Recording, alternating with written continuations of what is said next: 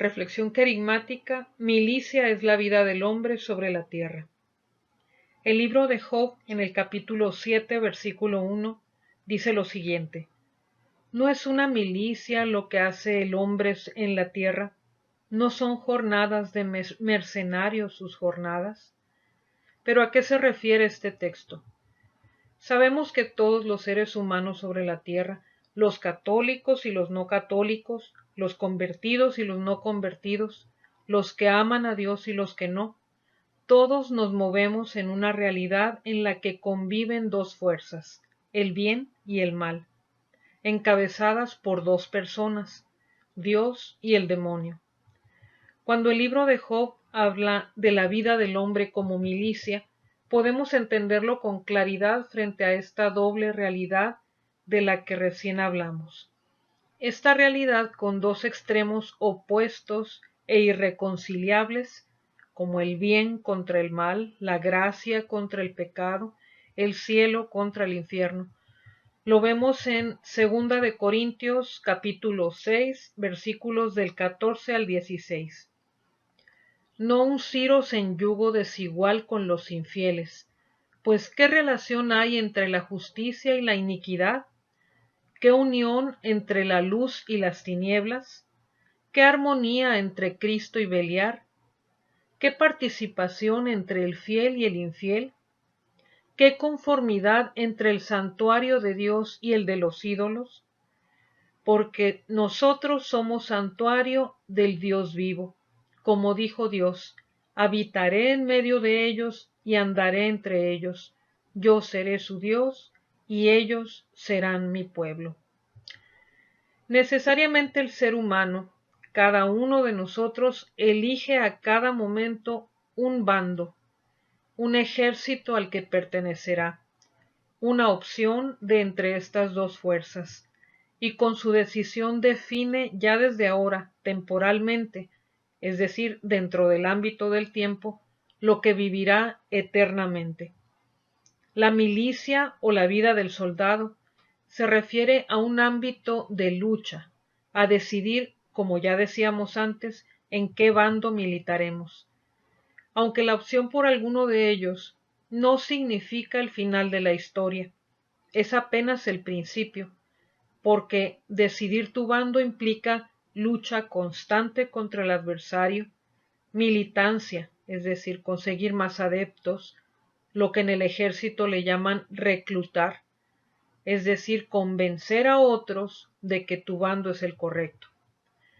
Y toda tu vida, cada uno de los actos que realices y las decisiones que tomes estarán encaminadas hacia un solo objetivo: ganar la guerra.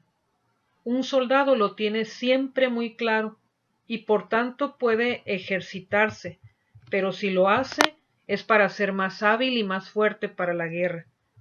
Puede también descansar, pero aún en su descanso no pierde de vista su objetivo y permanece alerta para que el enemigo no llegue por sorpresa. Y entiende también que el descanso es para recuperar cada día las fuerzas para luchar en la siguiente batalla. Y siempre, pero siempre, quien conozca el ámbito militar sabrá que es así, siempre estará sometido en obediencia a su autoridad, y nunca actuará contra algún mandato suyo, porque sabe que si llegara a hacerlo, sería inmediatamente sancionado o hasta expulsado, dependiendo de la gravedad de su falta.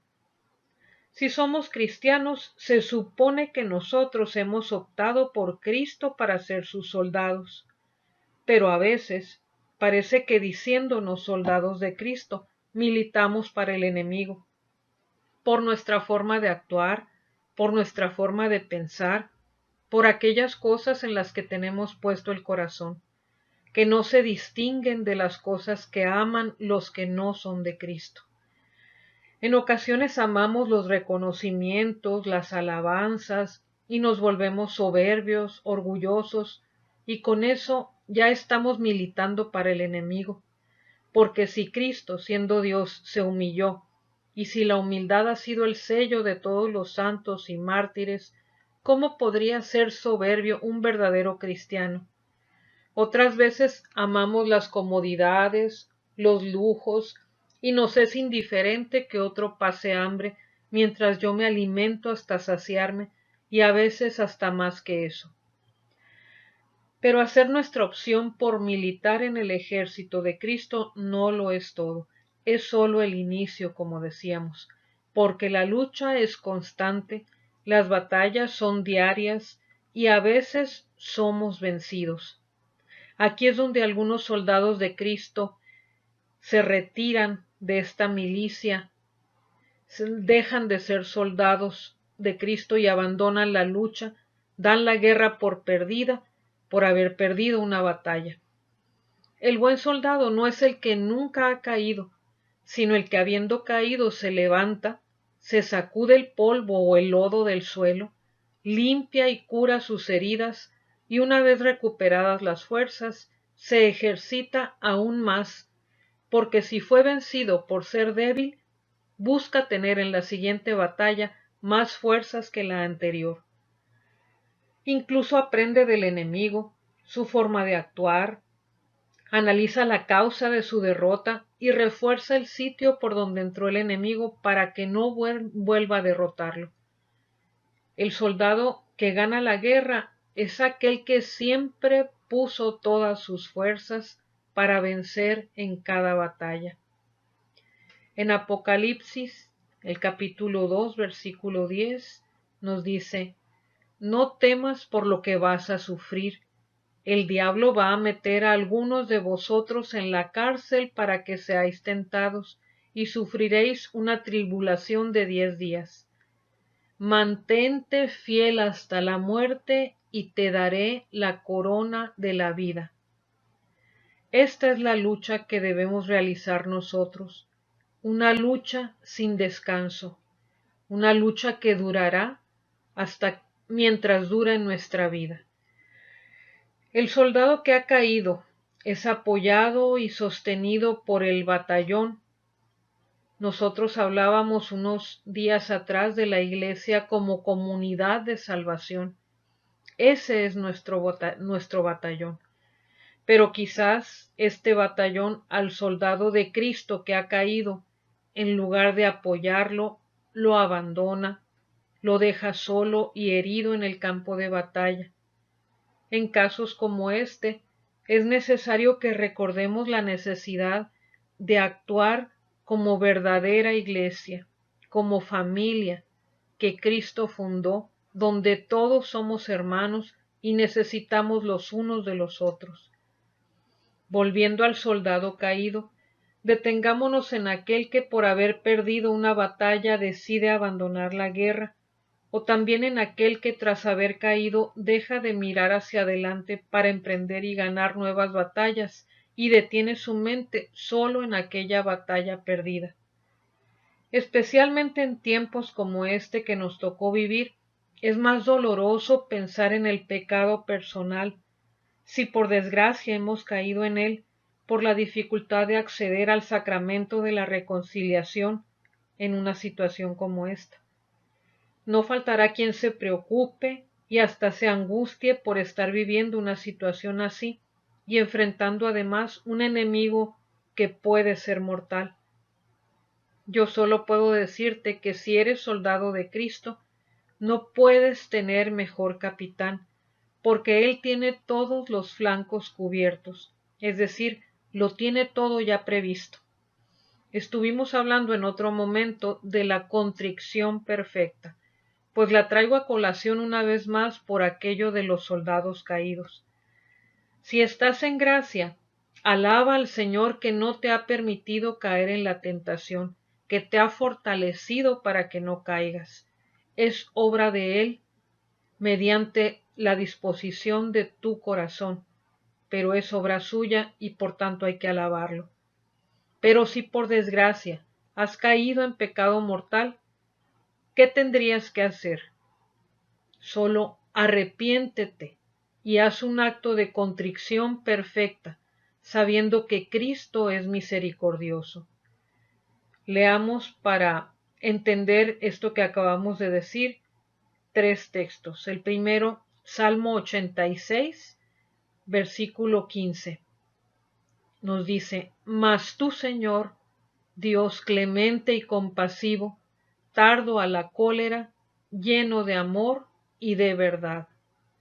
Dios es un Dios clemente y compasivo, tarda para enojarse y está lleno de amor. Nos dice también Jeremías en el capítulo 3, versículo 12. Vete pues a pronunciar estas palabras hacia el lado del norte. Dirás, vuelve, rebelde Israel, dice el Señor. No apartaré mi rostro de vosotros, porque soy misericordioso, dice el Señor. No estaré airado eternamente. Estas palabras esperanzadoras nos dice el Señor a través del profeta Jeremías. Soy un Dios misericordioso, nos recuerda. No estaré eternamente enojado. Y veamos también el libro de Miqueas en el capítulo 7, versículos del 18 al 19. ¿Qué Dios hay como tú, que quite la culpa y pase por alto el delito del resto de tu heredad? No mantendrá su cólera por siempre, pues se complace en el amor. Volverá a compadecerse de nosotros, pisoteará nuestras culpas. Tú arrojarás al fondo del mar todos nuestros pecados. Lo ha dicho el Señor en su palabra. No estará siempre enojado, no nos retirará su amor, siempre que sinceramente arrepentidos de nuestros pecados, le pidamos perdón y desechemos del corazón el afecto al pecado y a todo pecado. Siempre que llenemos estas condiciones de un arrepentimiento sincero, de pedirle perdón, de desechar el afecto al pecado, si llenamos estas condiciones, seremos perdonados. Por lo tanto, si eres soldado de Cristo y has caído, reanímate por el arrepentimiento. Toma nuevas fuerzas pidiendo al Señor su perdón y su gracia, y retoma la lucha contra el adversario, recordándole a qué ejército perteneces. ¿O acaso después de haber sido herido por el enemigo, prefieres pasarte al bando del que te hirió? ¿Quieres ahora seguir al caudillo que quiere tu muerte? Al que no le importas tú, sino solo le importa robarle a Cristo uno más de sus soldados. ¿O te decides a seguir al capitán que por salvar tu vida no rechazó entregar la suya? Si no tenemos un corazón contrito, sinceramente arrepentido, dolido de haber ofendido a Dios, de nada nos valdría poder acudir al templo a recibir el sacramento de la reconciliación, porque no son nuestras obras, la frecuencia con la que recibimos los sacramentos, lo que nos puede conseguir el perdón y la misericordia de Cristo. Más bien, cuando acudimos a la confesión sin propósito de enmienda, sin dolor de los pecados, incluso puede ser sacrílega esa confesión. Quizás de nuestros actos piadosos, de nuestros sacrificios, de las misas a las que hemos acudido, el Señor podría decirnos como al pueblo infiel de Israel, en Isaías capítulo 1, versículos del 11 al 18. A mí qué tanto sacrificio vuestro, dice Yahvé. Harto estoy de holocaustos de carneros y de cebo de cebones, y sangre de novillos y machos cabríos, no me agrada. Cuando venís a presentaros ante mí, ¿quién ha solicitado de vosotros esa pateadura de mis atrios? No sigáis trayendo oblación vana. El humo del incienso me resulta detestable. Novilunio, sábado, convocatoria, no tolero falsedad y solemnidad. Vuestros novilunios y solemnidades aborrece mi alma, me han resultado un gravamen que me cuesta llevar, y al extender vosotros vuestras palmas me tapo los ojos para no veros. Aunque menudéis la plegaria, yo no oigo, pues vuestras manos están de sangre llenas.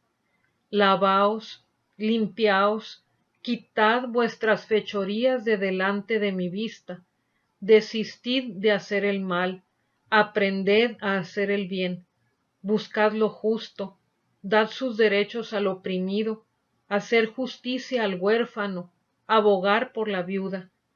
Venid pues y disputemos, dice Yahvé. Así fueren vuestros pecados como la grana, cual la nieve blanquearán, y así fueren rojos como el carmesí, cual la lana quedarán. Muy largo es este texto y quizás muy fuerte, donde el Señor nos dice que no le agradan nuestros actos de piedad, incluso el culto que rendimos en el templo cotidianamente. Él voltea su mirada hacia otro lado porque tenemos sucio, manchado el corazón. ¿Qué es lo que pide entonces?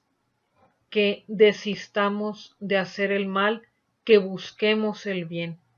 Por lo tanto, si queremos ser fieles soldados de Cristo, hagamos también como dice San Pablo a Timoteo en la segunda carta a Timoteo capítulo 2 versículos del 1 al 4. Tú pues, hijo mío, mantente fuerte en la gracia de Cristo Jesús, y cuanto me has oído en presencia de muchos testigos, confíalo a hombres fieles que sean capaces a su vez de instruir a otros. Soporta las fatigas conmigo como buen soldado de Cristo Jesús. Nadie que se dedica a la milicia se enreda en los negocios de la vida si quiere complacer al que le ha alistado. No depende de nadie más que de ti mismo. Decidamos entonces qué clase de soldados queremos ser. Y como último dato, si te cambias al bando contrario a Cristo, serás de los perdedores. Pero si te unes al ejército de Cristo, aunque cada día en lo interno y en lo externo sea una dura batalla, estarás luchando con la certeza de que con Cristo la victoria está garantizada. Y si no dejas de luchar, solo entonces, después de todas tus batallas, habrás ganado la guerra. Así que adelante, soldados, la victoria final nos espera, y sería un honor seguir combatiendo a su lado. Que la Santísima Virgen nos acompañe en todas nuestras batallas.